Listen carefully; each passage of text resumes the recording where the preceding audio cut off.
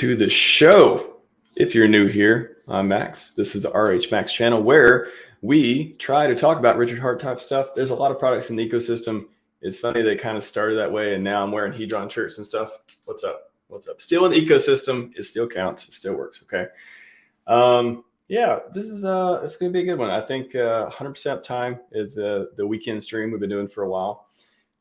Just to get a segment in on maybe fun stuff that's happening, and just be able to bring you all an AMA that you can ask questions for upcoming events and talk about topics that I think are important. Last week we talked about HEX marketing. It can be totally different week to week. So it's just a fun show. Now I have like 4 different shows. I have the regular interview / streams.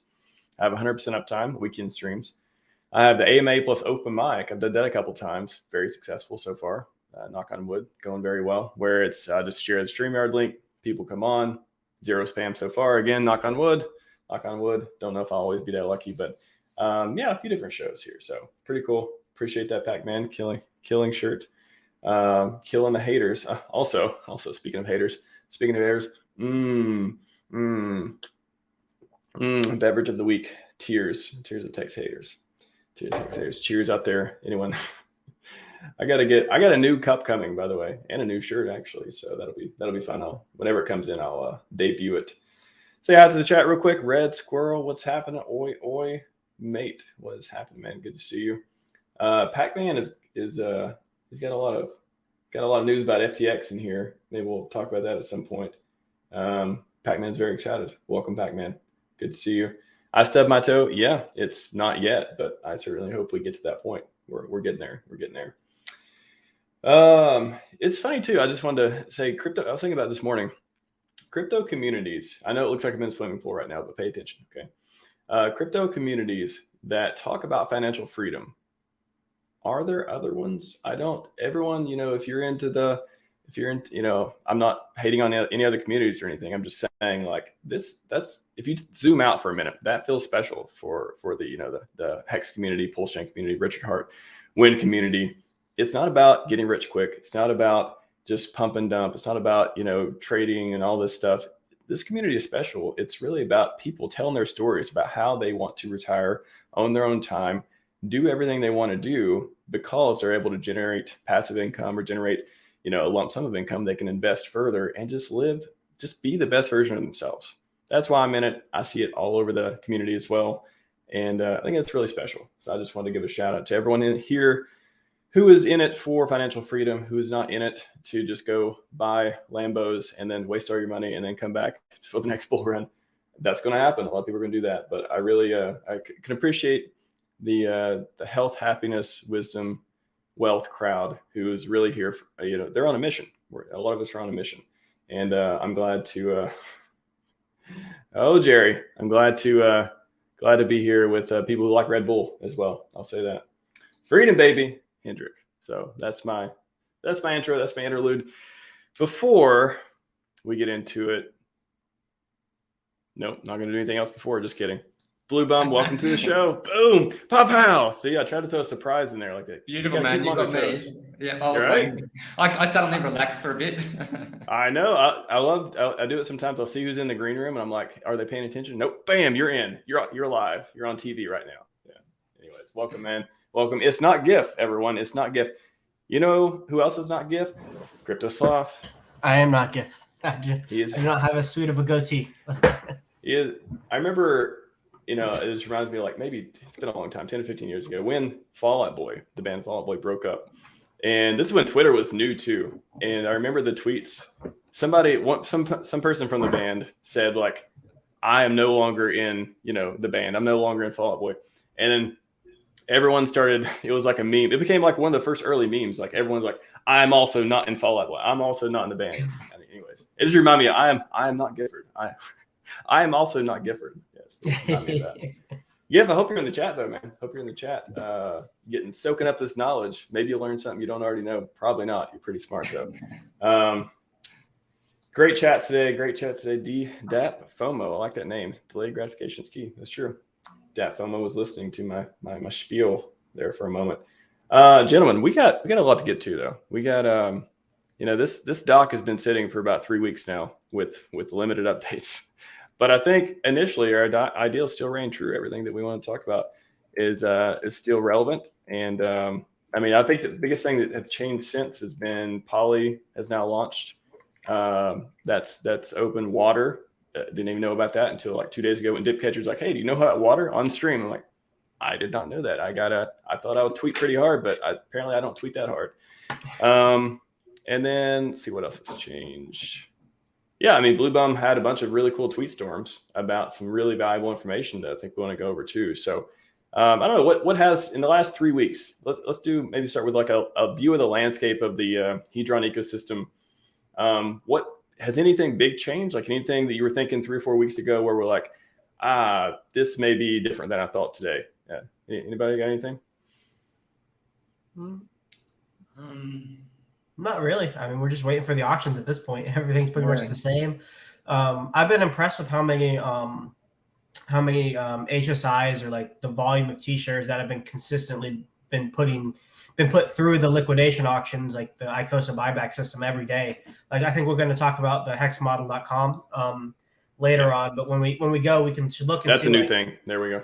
Yeah, every single day, like hundreds of T-shares. Like day one is like thousands, and then after that it's like a couple thousand for like a 2 week. For like 2 weeks, it's like 1,000 every day, and then consistently it's like 100 to 300 from then on out up until like even today. It's crazy. Like November 13th isn't just like people compare it to like big payday and that it's like one big, like there's one day where this big event, but really it's day one of something that's continuing on in perpetuity. It's like big bird day. So that actually could be a really good tactic as well. Like we have Poly, and that's only got a certain limited amount of time where it's going to be bidding on those HSIs. So another tactic might just be to wait and pick up all of those HSIs in the after 30 days from when it starts, or like. And I think one of those we'll have to check, but one of those really big stakes was turned into ICOSA. I think that was just quite recently, and so that's not going to come out next week or in the following weeks after that. That's going to be months after. So another tactic, and there's so many tactics to do that you could do with this. There are so many ways you could play this, from just holding Hedron to just staking Hedron to just staking ICOSA to bidding on things to not bidding on things to doing Poly to like. There are so many different ways that you could play it. And I think that like having your pieces all kind of ready and waiting for those opportunities and be willing to wait for the opportunities. And when you see that opportunity to grab it, I think that's a really, could be a very wise kind of strategy. I agree. Yeah. How is and let's see, do one of you want to bring up HEX model or should I? And maybe we could just talk about that and what, I want to show people too, like what information, because I think that's been a huge data source of, Dev Huey launched this website, hexmodel.com, and it just has all these dashboards that show all this information clearly. A lot of stuff, that you maybe had to hunt for on HSI Watch are here, like in a very presentable, consumable form. Both are great though, but yeah, maybe we can bring up, looks like Sloss got it, and just kind of give people a tour of like HEX model, because that's something that's just came out maybe a few days ago. Yeah, let me refresh this. So yeah, this is the site that Dev Huey made. He's a data scientist on Twitter, and he just kind of showed up one day and just posting really cool data from. I think the thing he does most consistently is like how many Whatsers have been burned daily. That's like his kind of daily thing. But he also posts other cool charts about like how many T-shares have been put through the auction, and he created this interactive dashboard.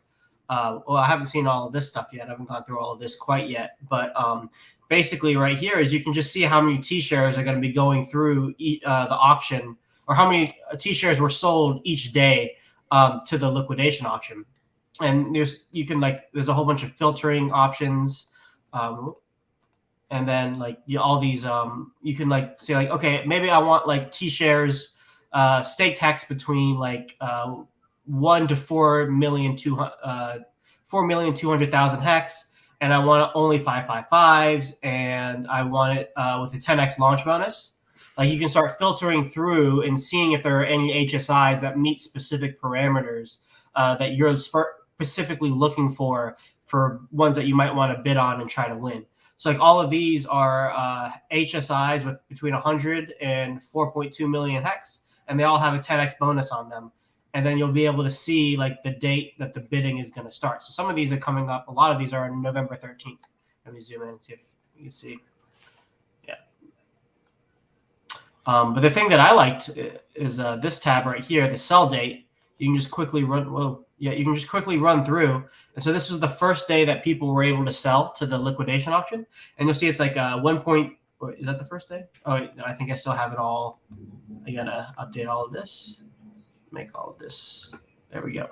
Okay. So the first day we have 24,000 t-shirts going up. And then after that, it's like 3,000, 2,000, 1,000. But if you keep going down more and more, say into like ones that were sold in September, like, you know, that's still 1,000, 1,000, 400, 500, 100, 400. Like there are a lot of t-shirts coming out daily. You know, October 1st, a month ago, 200, mid-October. It starts to wean off a little bit now, but it's still within the, you know, multiple days where there's like 400 right there. So, yeah, that's kind of that's the gist of the site. What are so, you know, the day of the auction, for example, what do you think is going to be the most, the dashboards and the data that we're going to be able to use the most in order to make decisions? Probably whatever Alex puts out for us. Whatever that might be, but stuff like this is going to help out a lot if we don't have as much as much of a granular view on the specific UI that we're bidding with. Like the 10x bonus stuff. I know that was something that's one of the more interesting things for me is like how much those launch bonus ones are going to go for, because they encapsulate a lot of speculative future value. Mm-hmm. And so it'd be interesting to see how much people value those bonuses. Yep, that'll be fun to see. I mean, it'll be fun to get that data afterwards, after the first day. Like compare, like I guess you could just do the difference between the starting price and the ending price, and then compare it between the ones that had launch phase bonuses and the ones that didn't. Or like, any baseline metric you want to use, you can compare the difference between the launch phase bonuses and the non-launch phase bonuses and see if there's a significant difference there. But they're definitely the ones that people are going to go for. Like they're going to be top shelf, I think. And sure. I also think that the bigger ones will probably be more valuable. But I don't know how much. This is the thing. I mean, this is all the arguments in the ICOSA chats at the moment about whether poly is a good thing or not. And personally, I think it's a really good thing. Because I think that it will, and I'm guessing, I don't know what its strategy of the executive will be, but I'm guessing it will go after the bigger stakes because it won't have to pay a lot for end gas fees, and also they encapsulate a bit of the bigger pays better bonus. They have more shares relative to how much HEX was put into them and stuff like that. So so I think that the bigger the stake, the more value it will be, but whether there's less competition for those and therefore they might go for a bit of a discount, there's going to be a bit of a back and forth with that. That's what I was going to ask. Is there a strategy around, people? So if we think the executor and we think other, people are going to go for the 10x, we think everyone's going to go for the 10x's. Does that give a discount to some of the non-10x ones? And is there a strategy to play around that? Yeah. I mean, I think the real key is going to be having your calculator ready or your Excel sheet or whatever, having all of the inputs so that you can actually work out what that current value of that stake is in Hedron at the time. And so you can see, wow, there's a 50% discount there. Okay, I'll put a bid in. Or, oh, wow, that's already up at like only a 10% discount. Maybe I won't bother with bidding on that one. So having your metrics kind of ready and being able to know what you're doing, I think that's going to be super important if you're going to go into it. Yeah. And if anything is going to go for a discount, it's going to be that first day when there's just so many HSIs that are able to be purchased. Like if there's ever a time for something to slip through the cracks, and somebody to be able to get like a really, really good deal on one of them.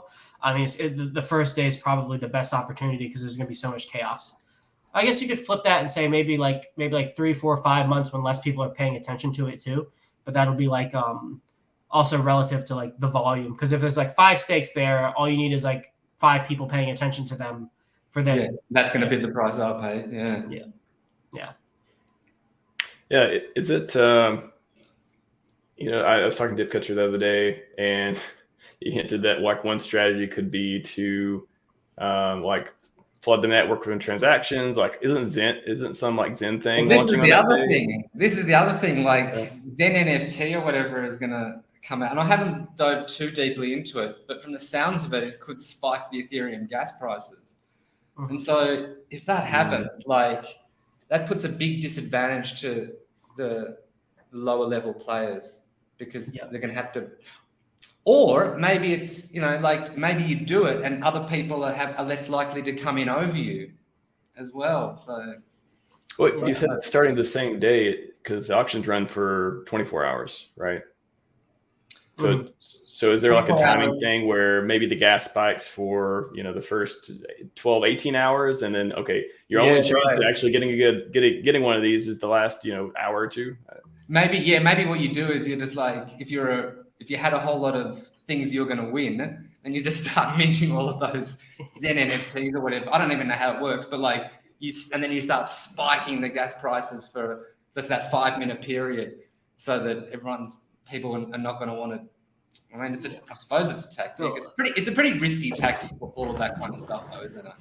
It might affect how many auctions are started. Like, if somebody has to run a function and pay gas to even start one of these auctions in the first place. So if it spikes up high enough, that limits the number of people who are willing to pay the gas fee just to start it.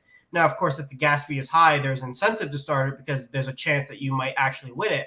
But if the gas fee spike is high enough and prolonged enough, and it narrows the people who may want to take a chance to start that initial bid, it may dull out the first day. The HSIs that are coming out on the first day may take longer for them to get off the auction because less people are starting the auctions in the first place. Yeah, it's 24 hours from the time the auction starts, not when they're able to be started.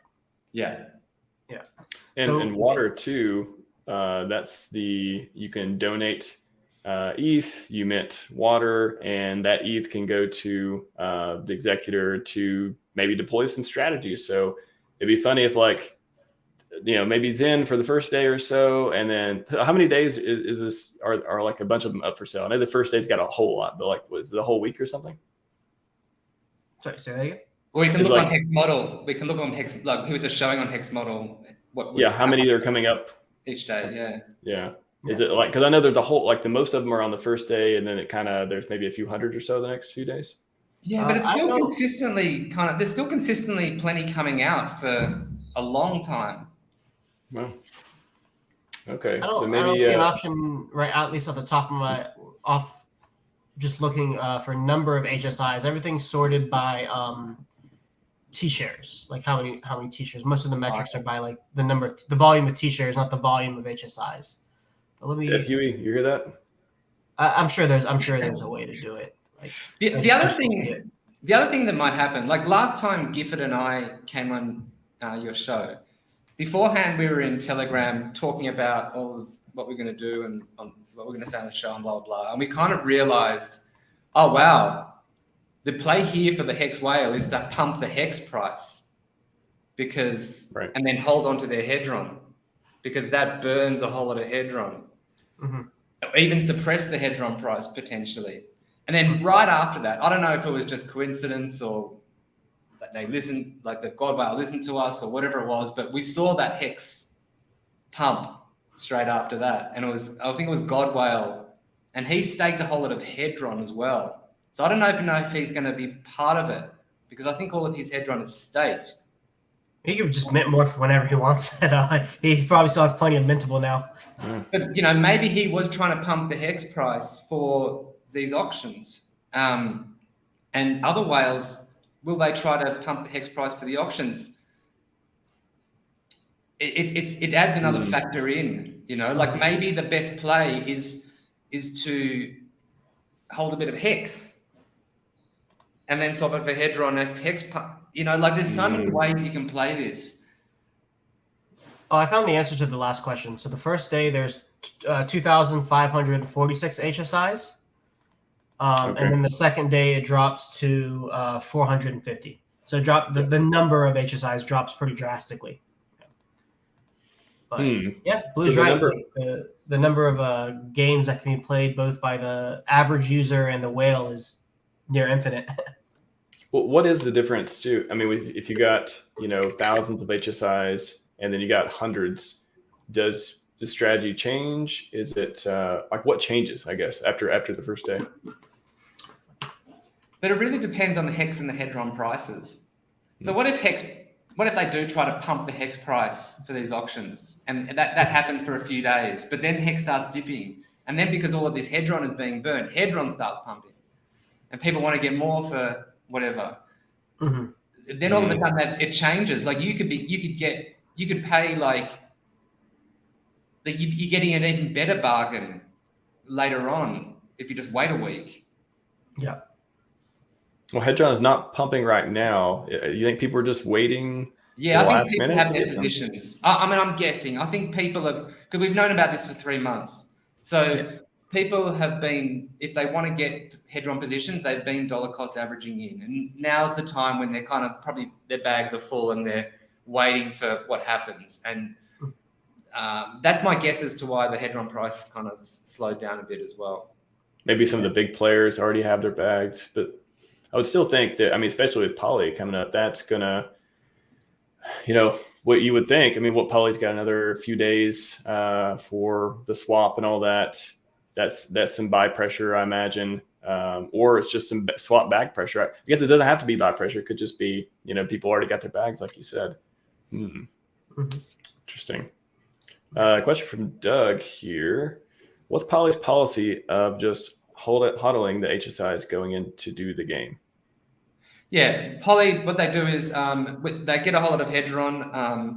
I think 15% of it's going to be staked or something like that. But you can actually say how much you think of your percentage of your Hedron should be used towards the HSIs. And the default is 90%. Just one of those. Yeah, and I'd encourage people to do 100% because you can make a Hedron stake yourself and, you know, gain from that.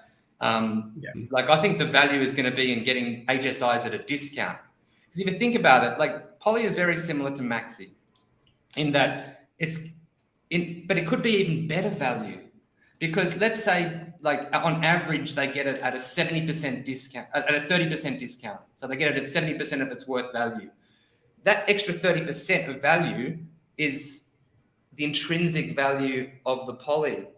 So the more they win at discount, the higher that Poly will be worth. Because all of those HSIs, so back to answering the question.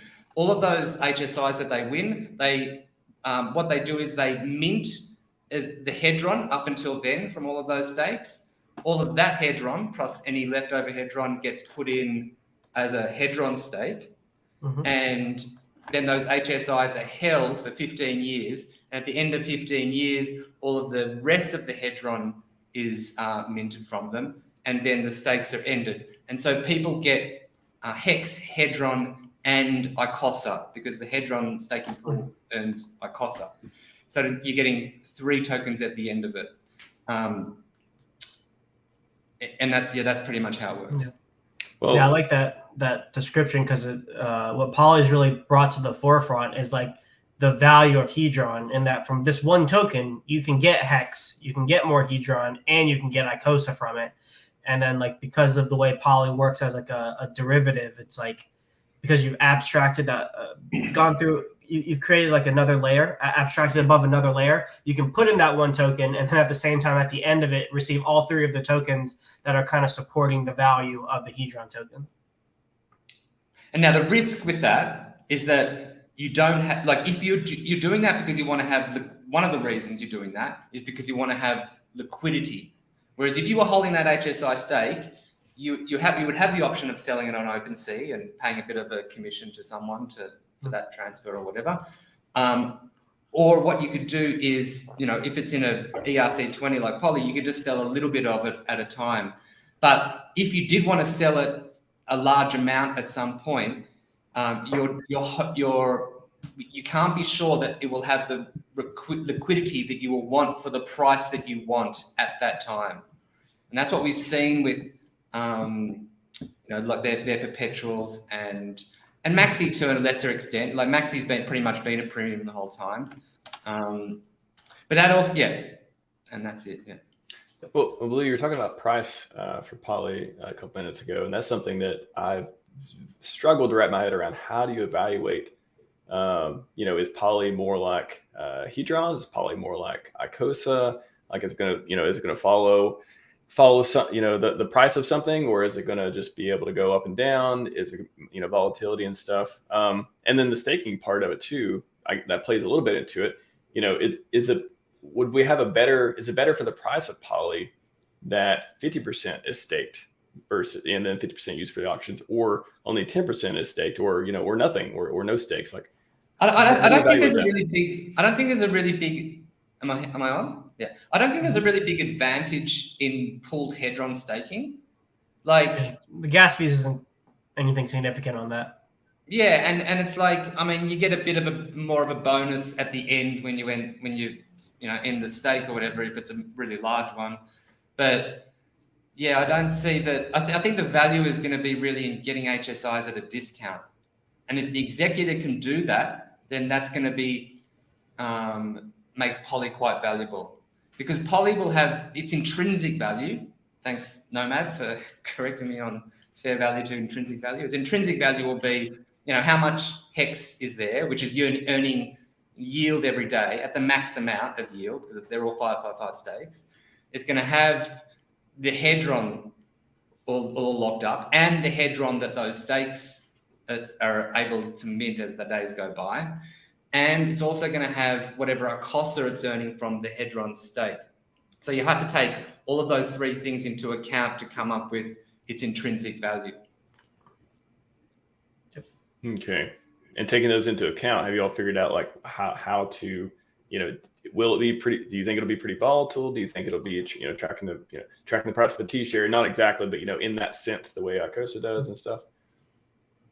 Yeah, it's hard to figure out right now because we don't really know what's backing Poly until it gets HSIs, right? Yeah, it starts at one Hedron to one Poly, mm-hmm. and so the Poly Hedron will be the interesting liquidity pool, because we'll see how much of a difference, like the people who put in one Hedron, how much their Hedron is worth as it goes. Yeah, how much their Poly are worth in terms of Hedron.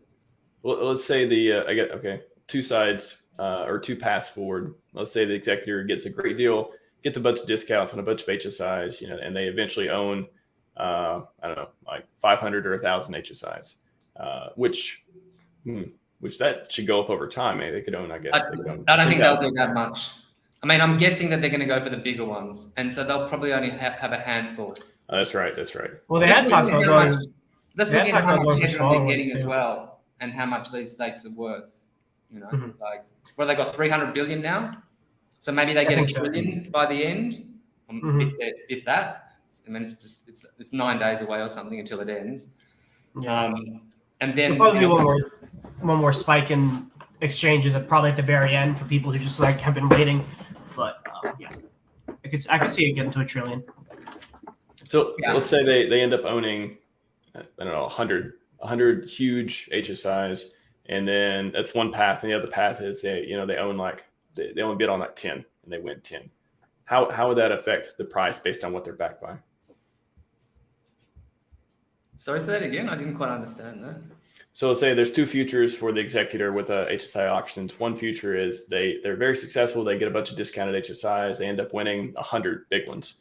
And the other path is, they're not very successful. They get outbid, all these things, and they end up Poly's only backed by 10 HSIs, 10 big HSIs, for example, versus 100.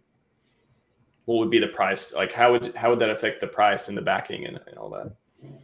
I don't think the number of HSIs matters as much outside of like how much gas is going to cost to end all of them in the 15 years when it's over.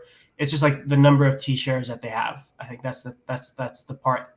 That's the thing that you want to value poly against. The number of HSIs is less important. Yeah, I wouldn't worry about the number. It's the less the better. It's the T-shares which they want to grab up at discount. Well, let's go there. I mean, maybe let's say, all the 100 HSIs, they accumulate to, 1,000 T-shares or something like that. And then, we have 100 T-shares, just swapping HSIs for T-shares. How would that affect price? Most simply, the poly would be 10x more valuable. Okay. Yeah. But it could be more. It could be more. It's more that. I'm just saying, like, it may not necessarily be a linear valuation, and that like a 10x in T-shares may could lead to like 100x in valuation kind of thing.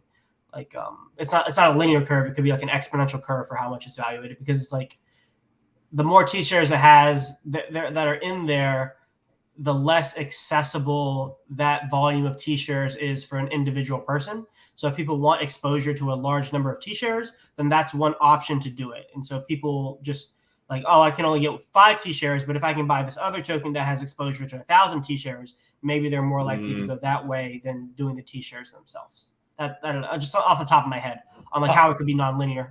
I think it really depend on what kind of discount they get. Like whether they get them for a 50% discount or a 10% discount, that's going to really determine how successful poly is. But what about the supply too? How much does that factor in? Say we get to a trillion Hedron by the end of the time. Probably won't. Maybe we'll get to 500 bill, but let's say we get to a trillion versus we're currently at 300 bill. How much does that play into the future price of poly? If you look back to my Twitter threads, I think I tried to. I went through valuing those 4 $10 million HEX stakes, and I think they were worth like 114 billion. So if they get a trillion, they could snap those up and maybe some of the other ones below them, but that still leaves thousands and thousands of T-shares, thousands and thousands of stakes that other people can go for, and that So the amount of poly that they actually in exist, the more that's minted, is more power to buy the HSIs. So in this way, it's kind of like the inverse of like, instead of so more supply, worth less, it's like more supply should be worth more, assuming they are able to capture these HSIs. Yeah, and also you have to consider what Blue was saying before, because like maybe they use their capital more efficiently with less coins. Then you have less coins with more T-shares versus more coins. Like 100 coins get you 100 T-shares, or 1,000 coins get you 100 T-shares. Well, then the 1,000 coins with 100 T-shares, each coin is going to be less, kind of thing. So like capital efficiency in the auctions, like Blue was saying, is going to matter a lot when it comes to the price.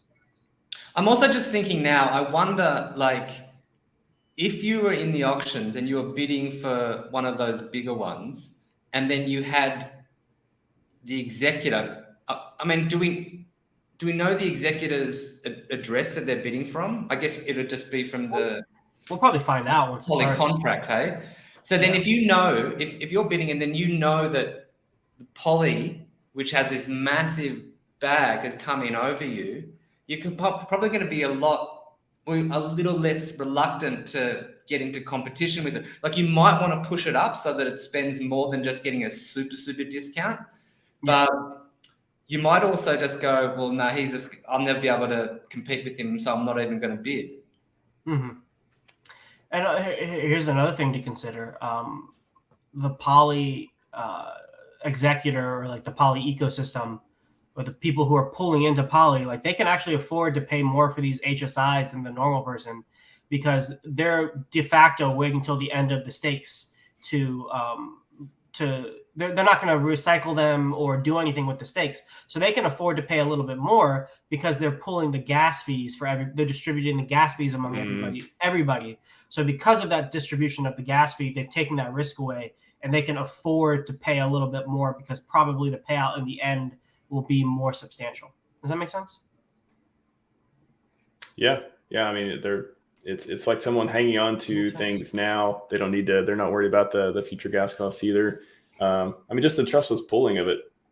I'm even just thinking now. I'm thinking to myself, okay, if you're a competitor to the poly, like you're a big whale or a shark, whatever, and you're a competitor to the poly, you might just wait for the 30 days to be up, and like then you don't have that person as a competitor, because you know for sure at the end of the 30 days the poly executor is not going to be part of it.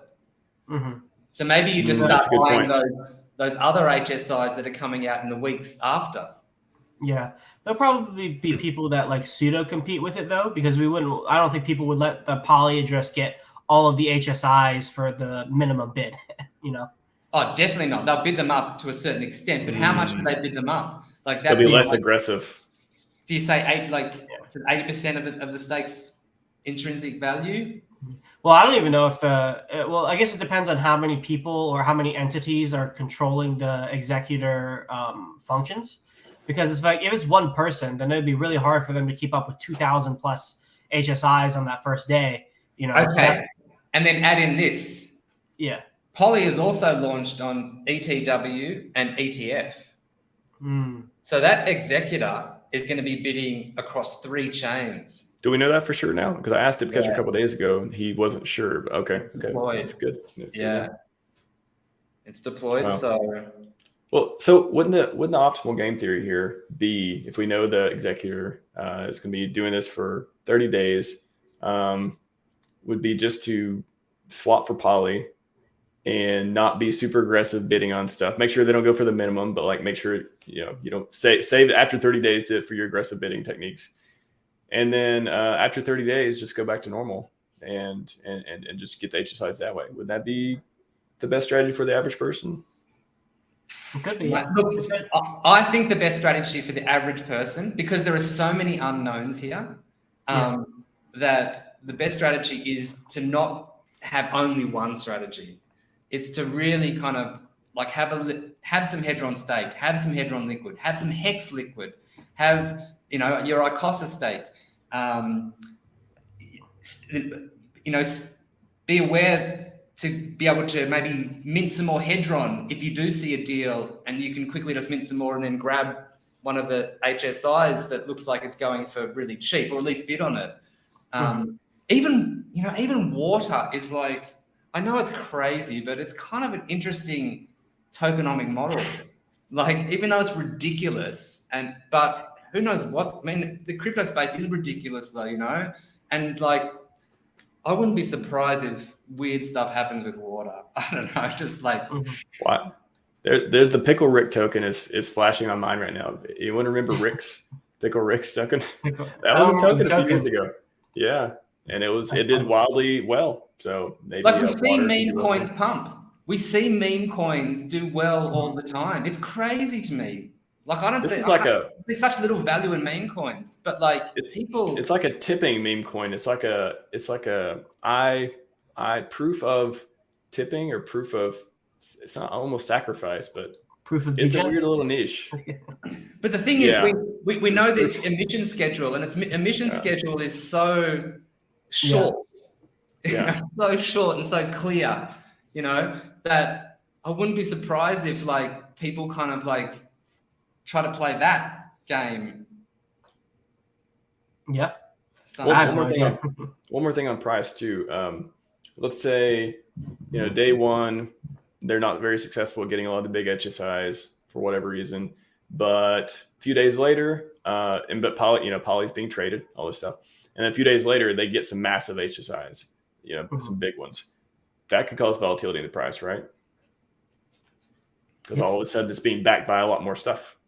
Yeah, absolutely. Like it's the valuation is going to be dynamic as we see what HSIs it wins, and I'm sure Gold Key and Dipcatcher will be posting that regularly. Like as soon as they win it, like as soon as a day ticks over and they win auctions, they'll be posting all those stats live, and so it'll be interesting to see that being reflected in the market price as it happens.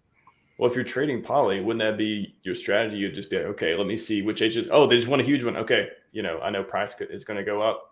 I'm going to grab some real quick before it starts trading because the market is going to value this much more now. I can see a lot of arbitrage opportunities in the next 30 days. That's going to be interesting. A few questions here. I'll get to the first one real quick by Crypto Winter Bull. What's up, Crypto Winter Bull? Yeah, man, he's here. He's alive. He is having a good time in the chat. And he asks this question. How are we going to value an HSI that matures in the next month or so versus HSI with a bonus stake 555 versus stake with no bonus stake 555? Well, that first one's a little easier. The shorter the stake, the easier it is to value because you know you're going to get that HEX at a certain time. So you can just value it at how much HEX is in there, assume the T-share rate, a HEX per T-share, HEX daily payout is the same for however many days left, and then add that to the stake, multiply it by the price, and then that's how you value it. That's actually, the shorter stakes are actually much easier to value because the unknowns are much less. Yeah, I'll let you take the other ones. You get Blue? Totally on point with that. Yeah. HSI with a bonus stake. Yeah, we were talking about that before with the 10x bonuses. They'll probably go for a nice solid premium because of the speculative value, scarcity value, as well as the extra Hedron value too. So there's like 3 extra things going on with those stakes that would make them go for more than, say, the redeemable ICOSA that you could get from it if you sold it immediately. Here's an easy one. Possibly redeem HEX from the contract at the end of the stake. If they're 5555, then you can redeem it in 15 years, sir. 15 years. Yep. But did you get this little memento called Poly? Boom, to trade in between. So you get a receipt. You get a receipt. Yeah, that you can redeem. Yeah, you literally get it. That's what it is. You get a receipt. I like it. You're like, essentially, Richwell says, F Poly. Tell us how you really feel. Yeah, he at least bleeped it out. Poly is like a polywog that went cannibalistic to gain advantage over his kin. Yeah, what do you all think about that? Do you think? I mean, that is the criticism Dipcatcher has got is you're strong. You know, he said it the other day on stream. Some people say, "Oh, you're strong arming the auctions, all this stuff." Then his response is, "Well, it's fair game. You know, we're not doing anything that anyone else couldn't do. It's already baked into the system." You know, what is the for and against case for Poly being a force for good or a force for now we don't get some HSIs, the little guy. To be honest, I haven't been able to really understand the against, and a lot of people have been really anti it. And I should probably be able to articulate their arguments better. But I think they have this idea that they want people to buy these get these HSIs and then throw them straight back in for ICOSA. And they just want that to happen perpetually. And I think that that's how the system was meant to be or something. And I just think there's a lot of faulty logic with that.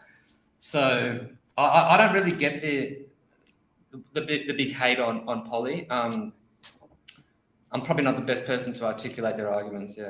Yeah, that's one of the arguments where they're like, you're limiting the number of HSIs that can be recycled, and then like HSIs going through the liquidation auction is the vitalization event for the entire ecosystem. And so, I mean, yes and no. Yes, like, it's one of them. It's a major one though. It's definitely a major one. The ability to do that, but not necessarily that people have to be doing it.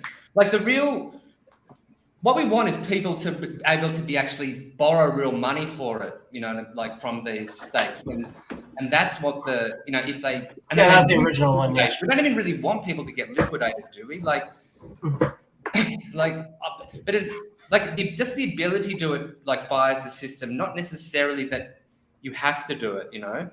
But in any case, it was really interesting going through the valuation, and like the valuation is really similar between putting the HEX stake in to get the ICOSA.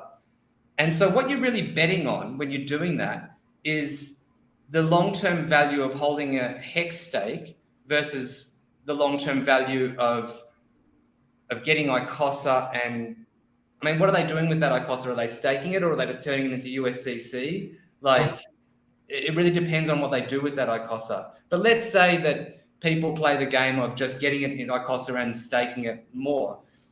Like, what's the long-term value of those two things? I mean, I would argue that the long-term value there's more long-term value in holding the HSI for a really long term, because like the ICOSA is an incentive token, and the first year that it's coming out, there is a large incentive to have it. This is where all the inflation is, a lot of the inflation. And so, yeah, lots of people really like ICOSA at the moment.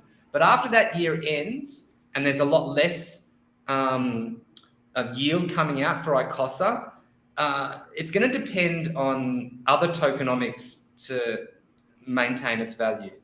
And so, look, I'm more bullish of the triumvirate. I'm more bullish on HEX and Hedron than I am on ICOSA long term. And so, knowing that, like, I'm not going to buy HSIs to put them back in for more ICOSA so that I can stake ICOSA so that I can get more ICOSA.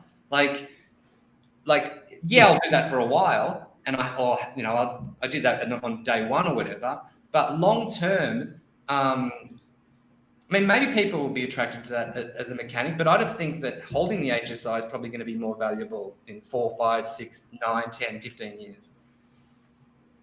Yeah. HSIs. I mean, it's a lot to have the conversation about it removing the save yourself from yourself deal. I think that's super important. That's one thing I love about it. About native HEX stakes. But I think having the HSIs really opens up the DeFi ecosystem to broad. It makes it more accessible to people who they were never going to hang on to the first place. They were never going to make the long-term stakes. They just, they want to trade the stakes. So, well, and it also connects HEX to the greater crypto ecosystem as a whole too. Because exactly. Before, native stakes were isolated things within a certain wallet, and now because you can wrap them into NFTs, we can the utility of that is near infinite as the ecosystem, as DeFi and crypto grow as a whole. We can plug in HEX stakes into everything now. We haven't seen what that looks like quite yet. We haven't seen like the implications of that quite yet. We're still at the early financial stages of that within itself. That's where we're at. We haven't seen it branch out everywhere else yet. And you know what? Like, being in this HEX ecosystem, like, stuff happens every single week, if not every single day. There's something else, some other drama or some other contracts. Drama? What drama? Or this or that. And it's impossible to predict, like, what people are going to come up with in the future. Yeah. And it's probably going to be surprising. So people are going to be complaining the price is too high before too long. Like, no, I can't buy it anymore. The HEX price too high. Please dump on us. Please. You all did this. All you whales out there that bought it at 3 cents. It's too high now. This is not fair. So one more question, then we'll get to the What's giveaway trivia. I only got like 4 more What's to give away. So this is exclusive club, around 10 or more endpoints. These are not babies. These are not baby What's. These are, I don't know, toddler What's or something. They're not full-grown kid What's, but they're somewhere in between. They're valuable, okay? So Ryan Burke says, can you talk about the price of Hedron short-term, going to auctions, day of auctions, and the next month for speculation slot? No, I have no idea what the price is going to do. I can't help you there. I'm a fundamentals guy. I can't help you with that. Sorry. Blue, come back. Or sideways. Blue, come back. Sorry. All I can talk about is like long term. I'm bullish on the price, but in terms of like short term, what's going to happen? Like, I have no idea. Like, I'm just as much in the dark as everybody else. It's all dependent on liquidity and how many people decide to sell and how many people decide to buy. Which, I don't know what everybody's thinking. Okay. All right. Yeah, I've got no idea either. It's too hard to know.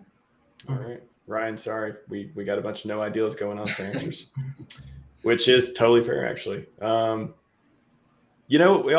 just real quick, I'll just say that, it seems like the price would go up going to the auctions. Maybe everyone's got their bags though. I would have expected it November, 1st or so to start heating up a little bit at a time. It's kind of just oscillating 300, 400 right now. I don't know. I would think there would be a little bit going to the auctions. It may get even crazy, or it may just be flat and just disappoint everyone. But also people, like, we could see HEX pump and Hedron like stay where it is or go lower. Let's frame that question. Will something pump going into the auctions? How about that? Probably, Something. I mean, like something within our ecosystem, like HEX, for example. Yeah, it's really hard to know with HEX, isn't it? It's hard to know how much of it's tied to the greater kind of like macro environment. I know a lot of us thought that HEX would do really, really well in a bear. And to an extent, we've been proven wrong. But this narrative that HEX is tied to Bitcoin and like Ethereum prices, I don't know. It seems its liquidity pools are with USD and it's got its own thing going on. And maybe people are all thinking the same way. Maybe it's more time. It's more correlated via sentiment and psychology, not actually in liquidity. That's probably And if that's the case, then it just takes change of narrative for, Yeah. Beautiful. Well, up to trivia, or RH trivia, I should say. All right, here's the rules for everyone who hasn't played before. I'm going to say a question. It's going to be RH related. If you watch a lot of his streams, his content, his videos, his podcasts, blah, blah, blah, you may know the answer. If you know the answer, or you want to take a guess, RG3, type in the chat as fast as you can. And then if you the first one with the correct answer in my chat, no one else's chat, because the inner tubes have delays and things like that, only in my chat, if I see the first person with the correct answer to the question, you will win a brand new, off OpenSea probably, Whatser NFT, and just DM me on Twitter, tag me if I'm not following you, and we'll DM, just give me your ETH address after that, and I will send it to you like within 24 hours or so. Completely free, don't need to do anything, just contact me afterwards. So is everyone ready? Everyone ready for the trivia? So again, the answer is #no. And then, so type the answer in, type your guess into the chat as quickly as you can. And again, first correct answer wins. The question is, what is Richard Hart's favorite American comedian? Amy Schumer. And the panelists cannot guess. Always breaking the rules, Sloth. Always breaking the rules. I'll allow it. What is Richard Hart's favorite American comedian? What's your guess? Well, I know it should be. Rule breakers. It should be Richard Pryor. That's what it should be. Let's see. All right, we got the first few in. Will Ferrell. Actually, I think I know who it is. I can't remember his name though. George Carlin. Will Ferrell. I haven't seen it. Oh, I got it. Is it that ginger? No. That ginger guy? He is a ginger. He's the bald ginger guy. Yes, he used to be a ginger. Yes. Bill Burr. That is correct. That is correct. Hex Squid. You win. He's pretty funny. Sorry, my bad. Not Hex Squid. I'm so sorry. I clicked the wrong person. Dustin Olson. You win. The chat went up so fast. I couldn't. I clicked the wrong person. Sorry, Hex Squid. My bad. Dustin Olson. You win. Bill Burr. Congrats. I don't know your guesses though. Amy Schumer, Norm Macdonald, Will Ferrell, George Carlin, Chris Rock, Richard Pryor. Norm Macdonald's great. Doug Stanhope. I don't think I know him. Are you thinking of C.S. Lewis? Too? C.S. Lewis, not C.S. Lewis. What's his name again? Never mind.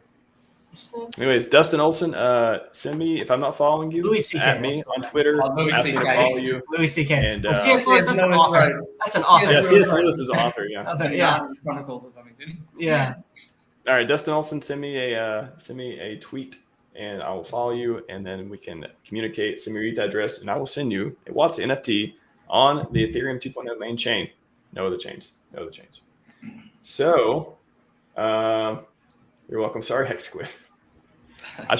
There's some, this is scroll, so when I click the wrong person sometimes, and then I lose track and all this stuff. So you're very welcome.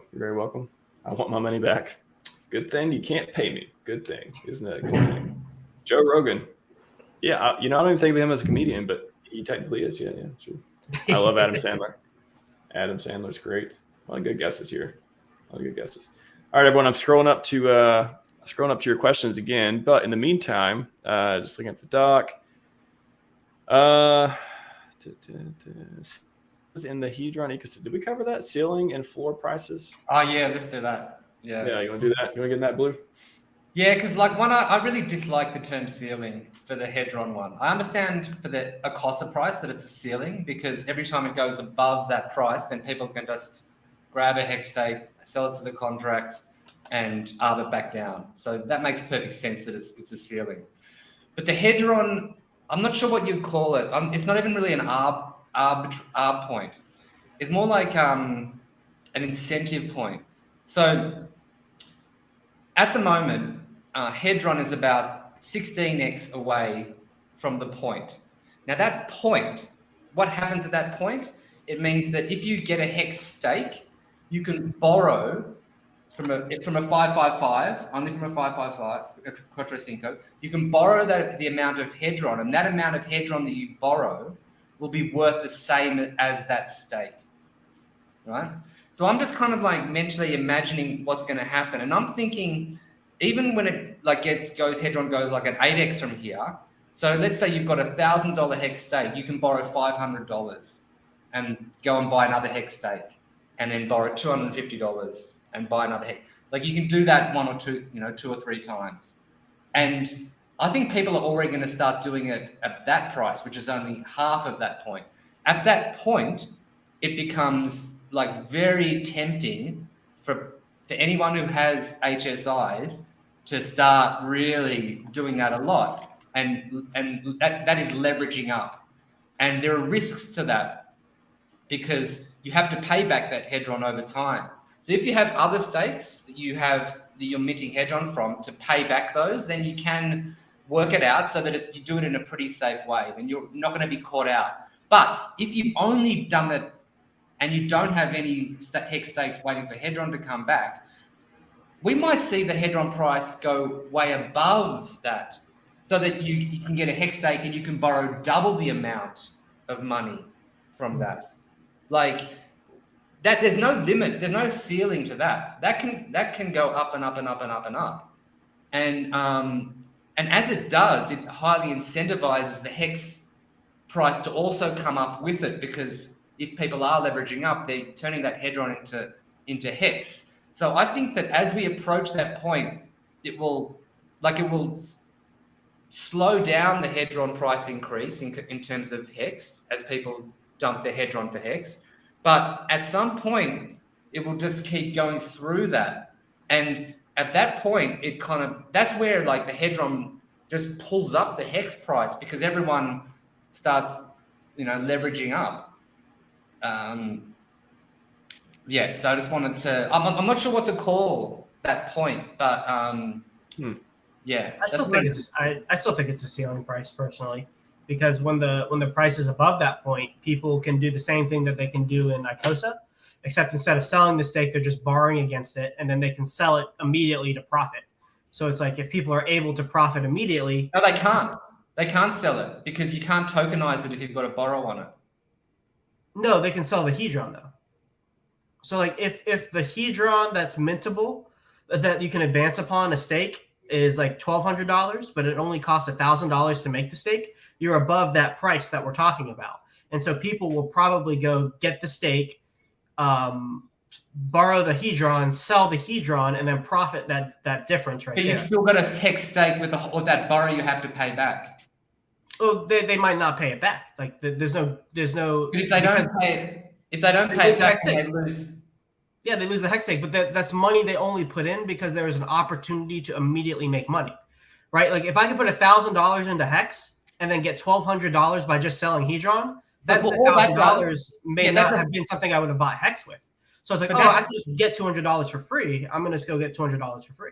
Yeah, but that just means you get more people, more HSIs going into liquidation, and then people auctioning, and then all of that. So that still pumps the Hedron price. Yeah, but at a 90-day lag, like so that it's lagging by 90 days. It's a net deflationary in a way for the Hedron price, but in the immediate term, like at that specific moment where it goes above that price that we're talking about, it would be brought down to it until either the HEX price goes up or the key share rate ratchets up. Okay, but I don't think necessarily that's how it plays out. It seems to make the most sense, at least to me, because if somebody can take $1,000 and turn it into $1,200 immediately, it just seems that that's what people would do. Like they don't care about HEX, they don't care about holding these things long term. They just care about getting that extra money. Now they may go and rebuy the Hedron back when it gets sold down cheaper to pay off their loan and then keep that extra money that was there. But at the same time, that leads to the same problem where the price has to go down before they're able to do that. Okay, maybe I have to think about it more. I'm not sure. Yeah.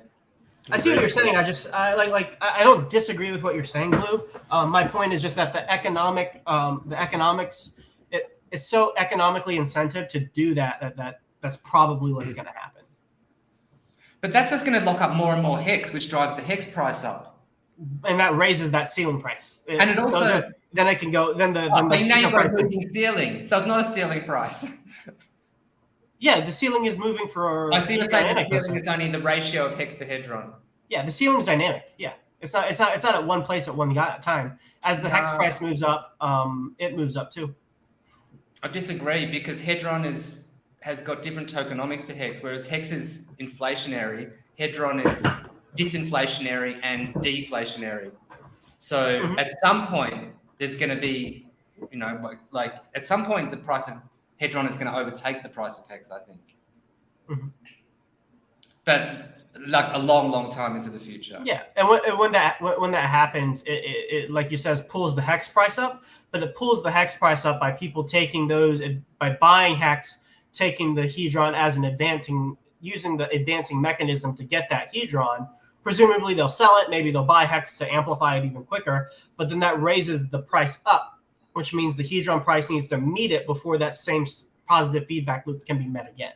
So you're saying that at 16x from here, that at that point, it's going to stay at that ratio. That's what you're saying.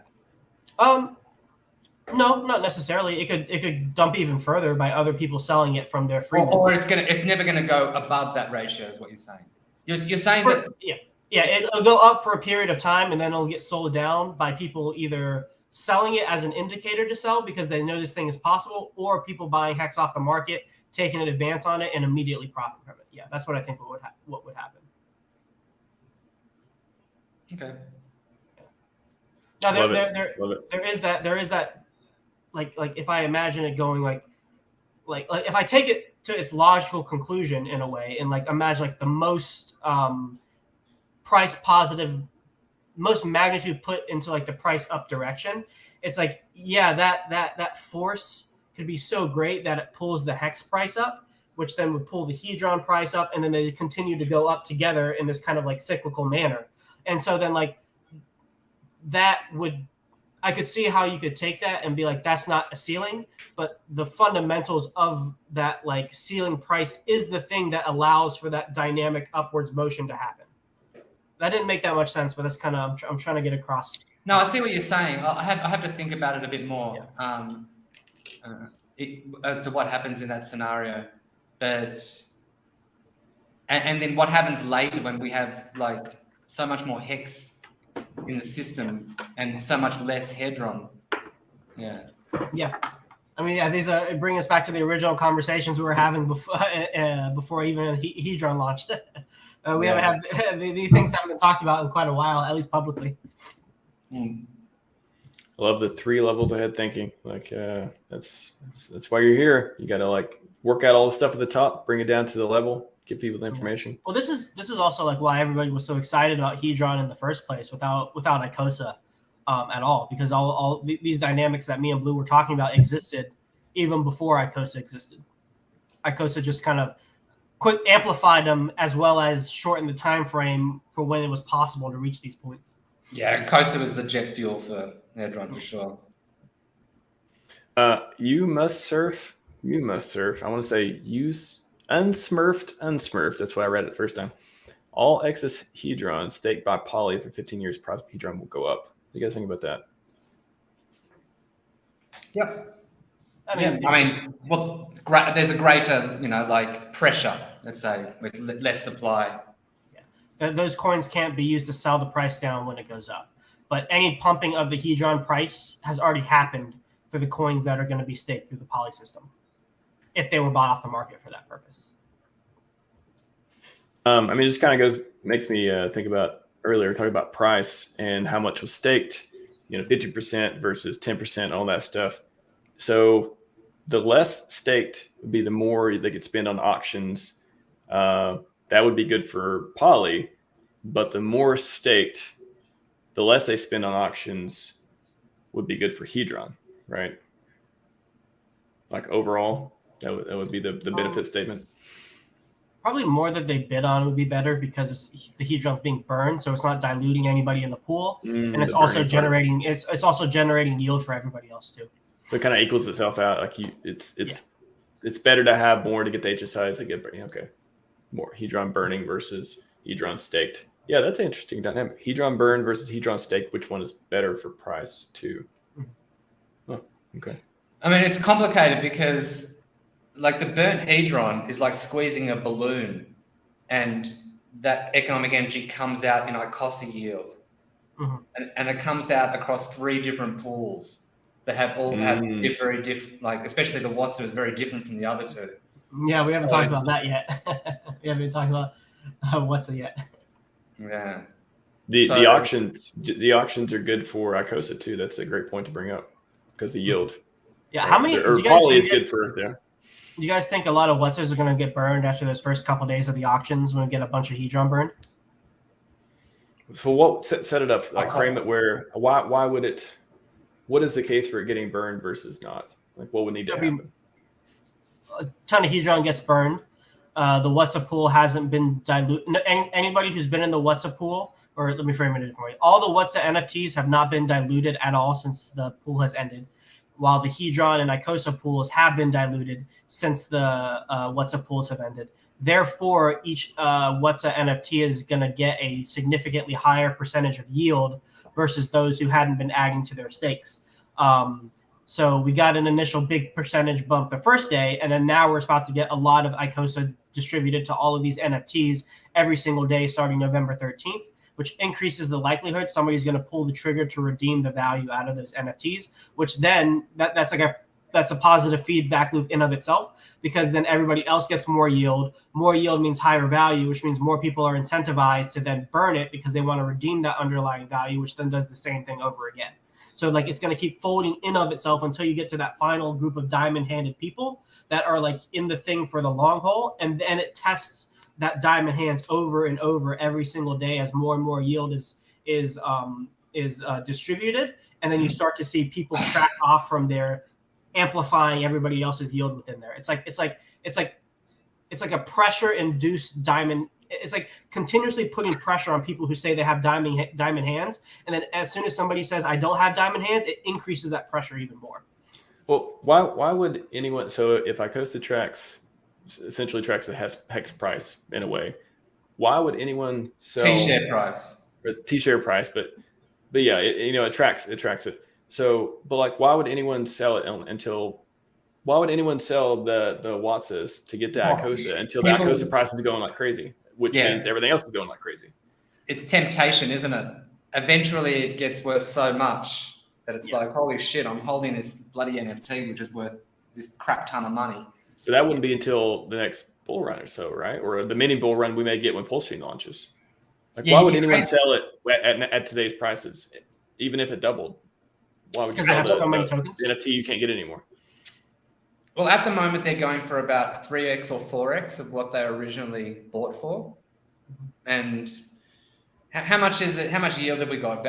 If you booked on day one, if you staked on day one, you probably got like a third or something like that of the value. Like 20 to 30%. Getting close to that. So you still haven't even broken even. You still haven't even broken even on the Watsers. Yeah. So I think a lot of people will still hold. I think it'll take around 6 months to break even. I think that's holding trend line, it seems like. Really?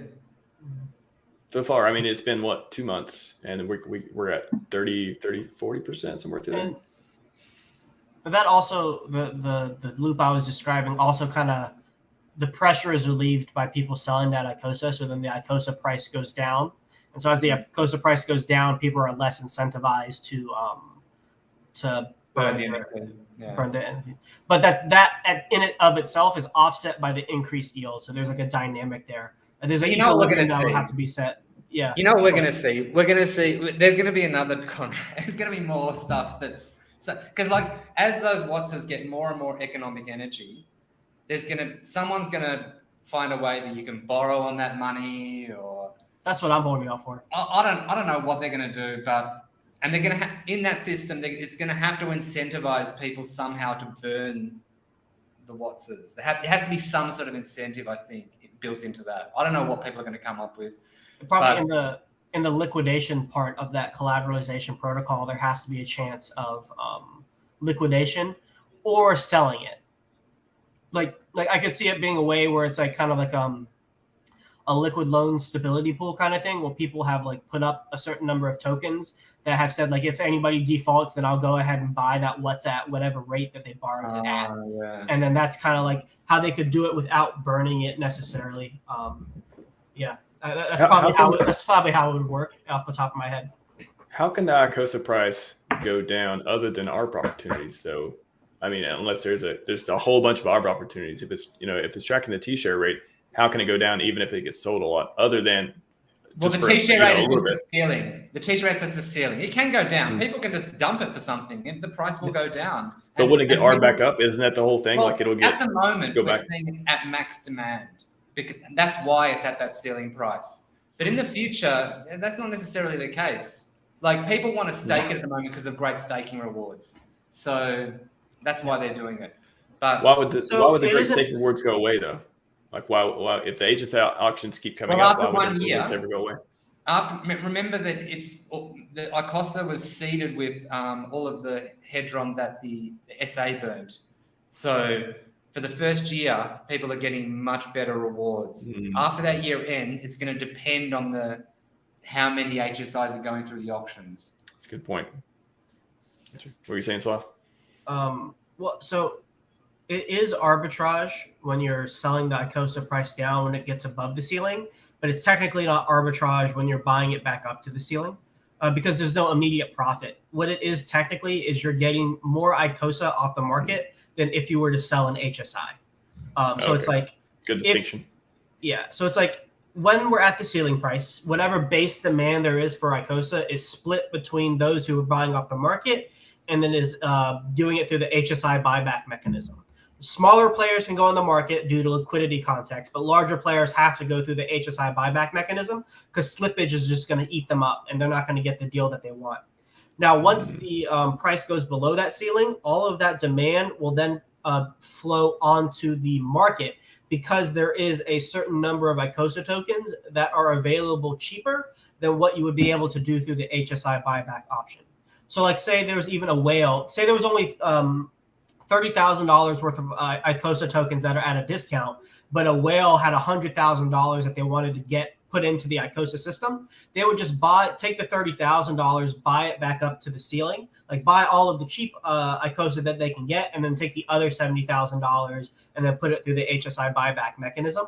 Or if they wanted to, they could put bid support through a single-sided liquidity position, or wait for other people to sell it down to do it again, act as like a protector of the price. But generally, like, yeah, that's kind of the dynamic of the ICOSA ceiling.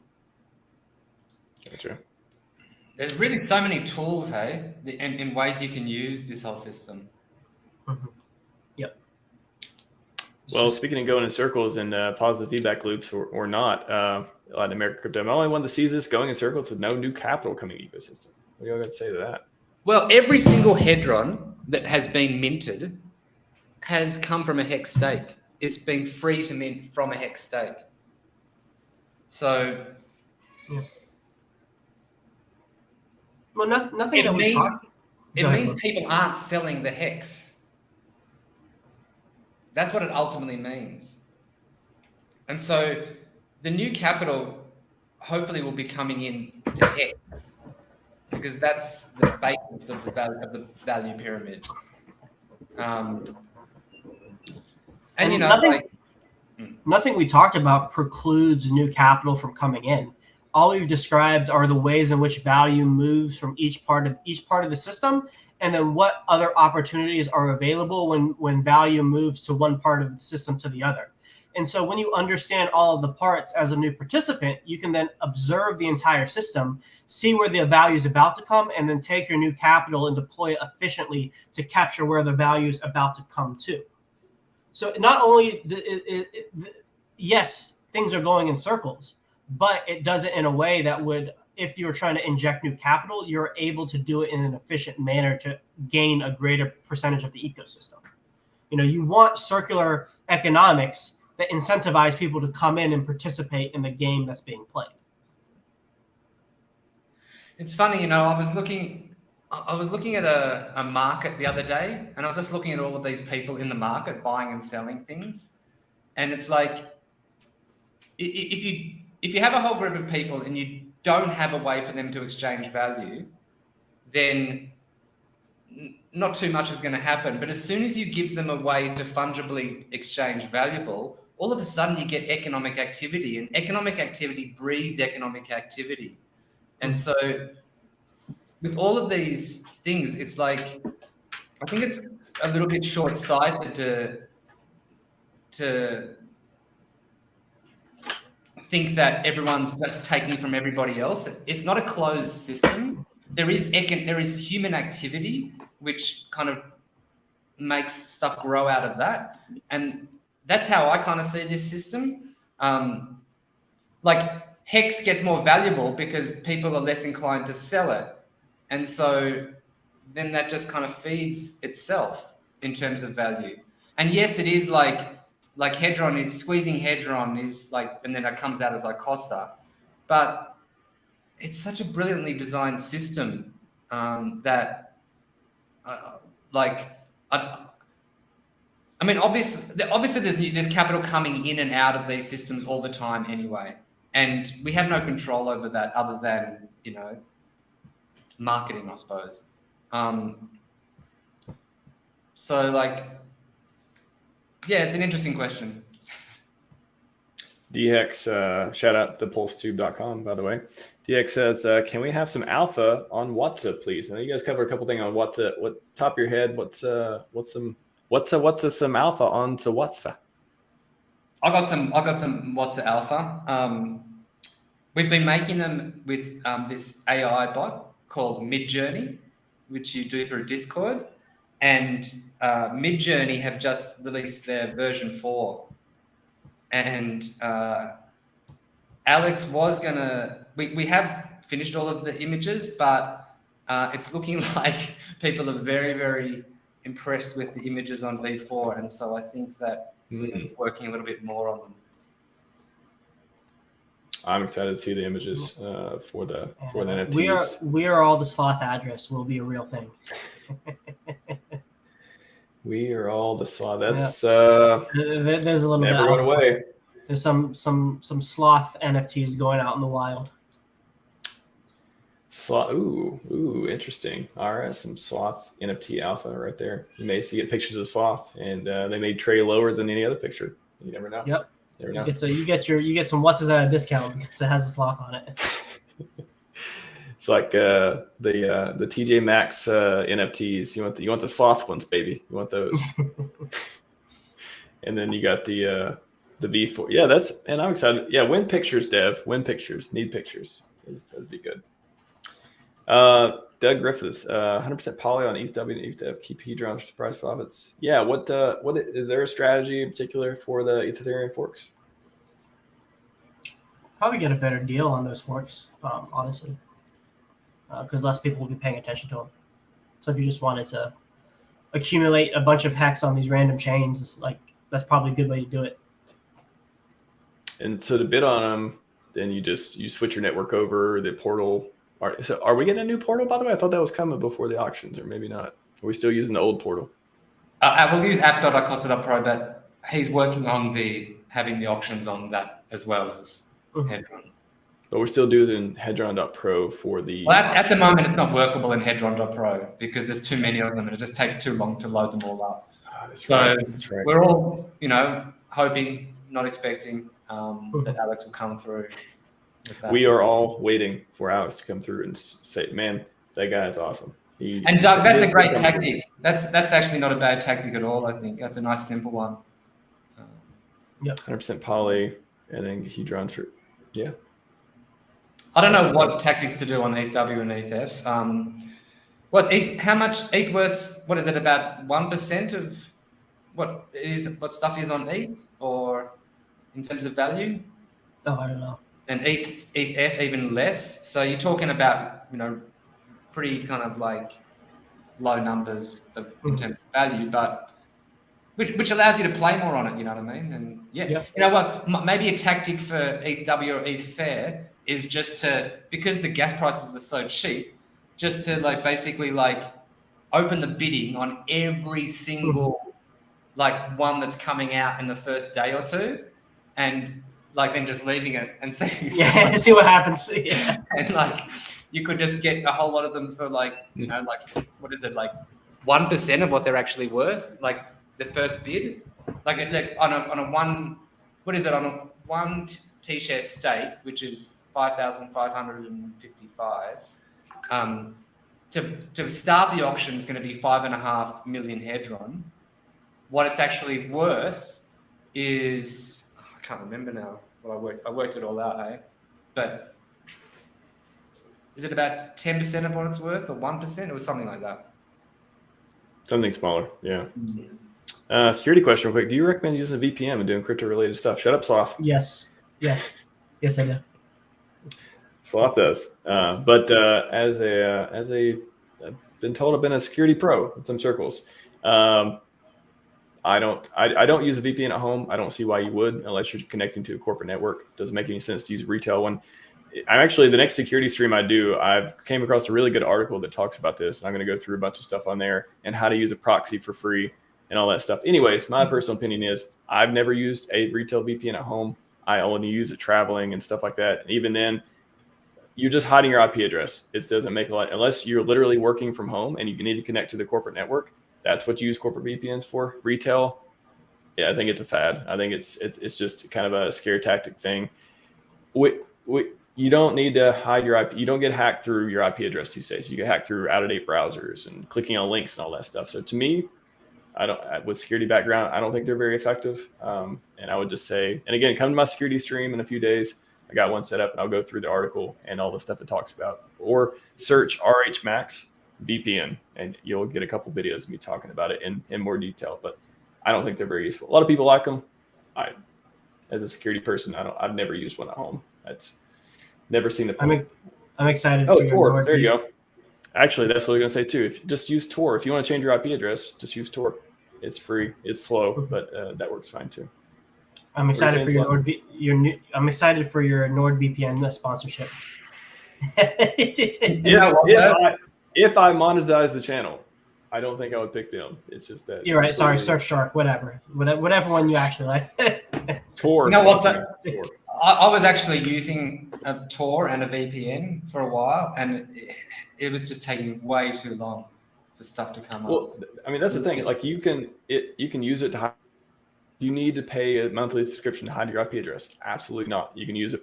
You can go to Google for freeproxylist.com. It'll give you a whole bunch of ones, or use Tor. But it's just hiding your IP address. It's not keeping you from getting hacked. VPNs do not keep you from getting hacked. I will debate anyone, any day, anytime on that. I know the technicals behind it. It does not work. I'll debate you, Max. Yeah. Bring your best points, Sloth. Bring them.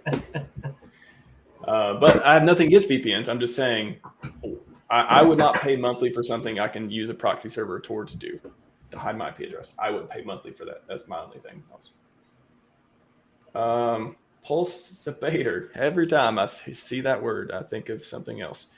Did I hear correctly? Hedron price will go Daisy? Will one Daisy day go above? One day go above the HEX price. Yeah. Okay.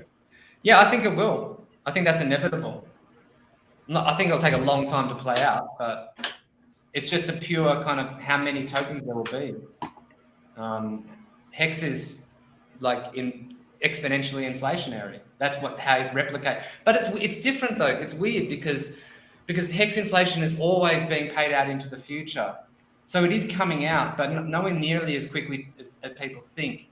But it eventually does all come out, and Hedron is disinflationary and deflationary at the same time. So at some point, I think Hedron price will take over, become more valuable than HEX price for 1 unit of each. Wow. That's whoa. Yeah. Per unit. that's like 1 for 1. You think like HEX is going to be, you know, $1 and Hadron will be, you know, $1. Well, I want to 50, rethink it because because of what, you know, this arb point. I get the deflationary part, but it's I mean, what is that, like 10-year time frame? Oh no, I'm talking like 15 or 30 years or something, probably. If that's ever going to be a possibility, all of the 10x bonuses that have been minted like have to be done and like ended, pretty much. Probably. Like we need that first 15-year cycle to go through, I think, at minimum, before we can even talk about the Hedron price being that close. Like probably. At minimum. Yeah, I'd say at least 15 years then. Yeah. Come back in 15 years. Yeah, that's not. Yeah. Oh, Abra had a good idea. We're talking about the products for Whatser and stuff. Peer-to-peer lending gets Whatser should be built. I'd lend Whatser holders for percentage. Like, I like that. Yeah. That's a good idea, Abra. Just scrolling before we wrap up. God, it's been a great show. Sloth tried to bring it down, but Blue just kept pushing it back up. So, appreciate that, Blue. What are you talking about, man? I bring nothing but high energy all the time, Max. You're literally slouching in a chair halfway off the screen. But you do bring the alpha. So high energy. So you tolerate alpha. I agree. You'll be tolerated for a long time, don't worry. Oh my god, I watched a stream of us the other day, like 6 months ago. Mm-hmm. Who are these babies? Literally, I was like, who are these guys? Like we used to back when nobody knew who we were, no one watched us. We're just talking into the ether. 200 subs. Who are those 200 sub guys? Yeah, gross. That was fun. Yeah, I got on my TikTok. By the way, follow me on Instagram and TikTok if you want to see exclusive clips. These are clips that I don't post anywhere else. I got some social media people that have been going back in my earliest streams, starting from there, working their way up, clipping a bunch of stuff, and came across like the 3rd or 4th stream I ever did, and one of them was Sloth, and talk about some pretty fun stuff. Yeah, I think it was like your second guest or something like that. You had like SJ on first or something. I don't know. I think Crypto Kindness was first, then SJ. Yeah. Were you 3? You might have been 3 then, and Wells was like 4 or 5, something. Yeah. Yeah, something. It's like it feels like it's like 5 years ago. 6 months is like 5 years in crypto. It's crazy. All right, everyone. Any other questions? I didn't see. I just see some good comments. Chat, you had a lot of good questions. A couple spicy ones. I like that too. I like the F Poly one because I want to hear you know, there's a lot of people thinking these things. A lot of people who they just don't.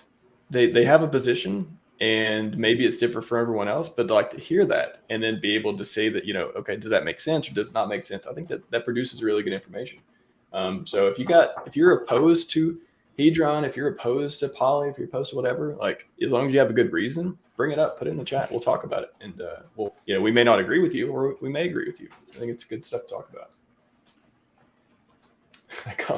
I call the top in 69 years. Yes, you do, Patrice. I think 69 years, you may hit the top at that point. That's true. Now, yeah, you imagine? Definitely at the 69-year point, Hedron is going to be worth more than HEX. Can you hold out till then, guys? Wow, what a bold call. And sue me if I'm wrong. What a bold call. You know, I'm going to say another bold call. HEX will be over $1 in 69 years. Bold call Sunday. Bold call Sunday. Man, 69 years in crypto. What's the world going to look like in 60? Yeah, there we go. Let's close on that. What's the world going to look like in 69 years? Blue, you first. There's going to be just nature everywhere. People are going to be in living beautiful lives. We're going to have abundance. Any more anything interesting? Like we'll all be just obeying robots or anything? Yeah, abundance isn't enough for Max. He needs more. I need make it. How about where's the spice? Give me some spice, Blue. Some spice. What's happening in 69? Give me the 69-year alpha with some spice. Everything's just sexier, Max. That's all. I'll take sexy and abundance. Those are nice things. I like those. You know, I've been going around Mexico, seeing these amazing buildings that were built like thousands of years ago, obviously with technology that we don't know about. I think the world in 69 years is going to be unimaginable. You think, I don't know if you two are, following the longevity stuff much, but do you think billionaire, you think Richard will be living in 69 years? Maybe he'll start the Heart Foundation, maybe give himself some of the first therapies, and he'll be 100 and, was it 40 plus 69, 100, 109? Yeah, that's not too bad. He could live to be 109, right?